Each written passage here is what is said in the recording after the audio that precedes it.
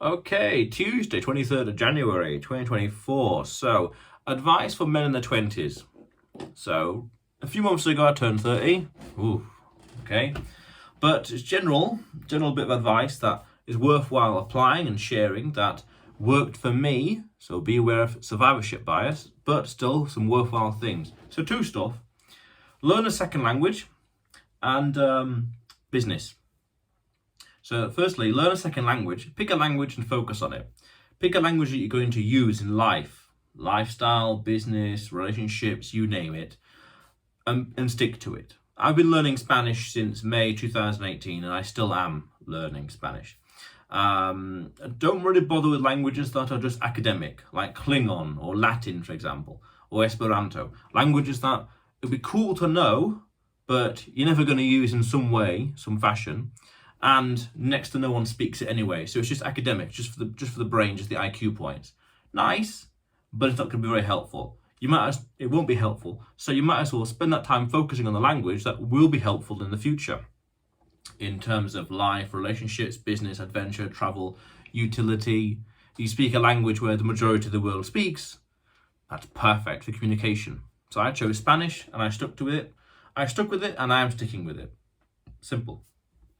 Other thing is business. So in the 20s, we want to find a skill that we are, amazing, professional at, and ideally get like, say, 5, 10, 6 years of experience on that profession. For me, it's teaching English professionally.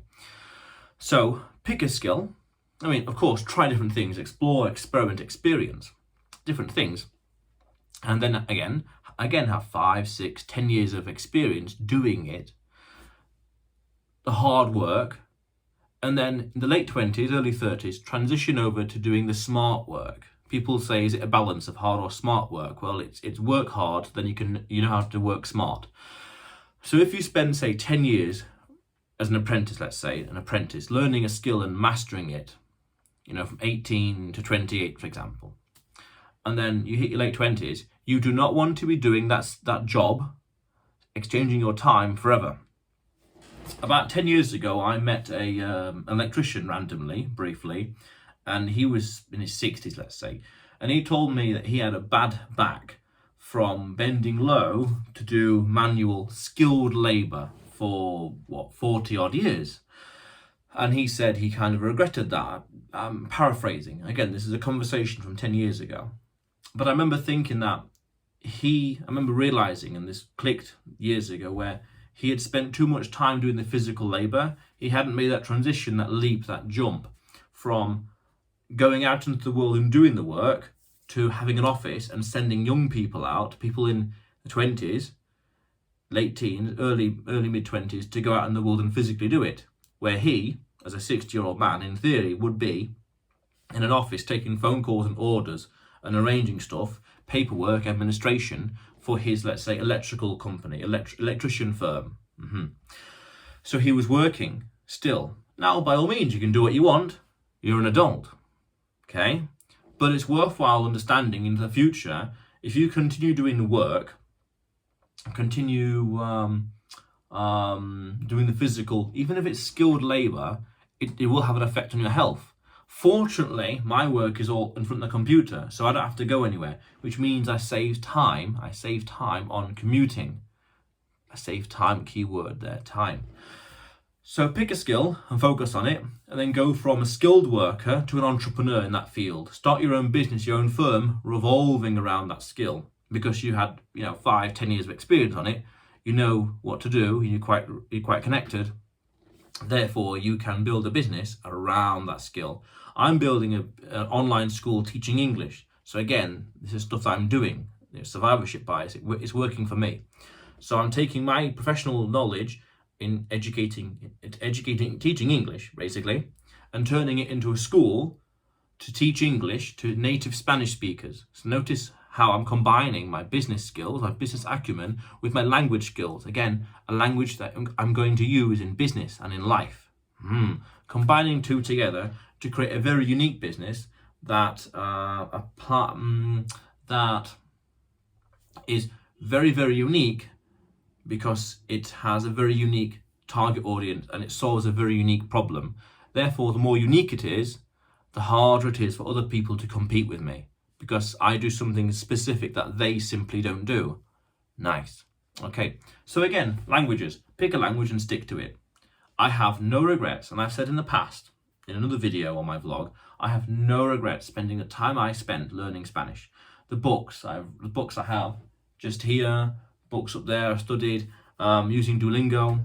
I'm on like a 2081 day streak, I believe, right now.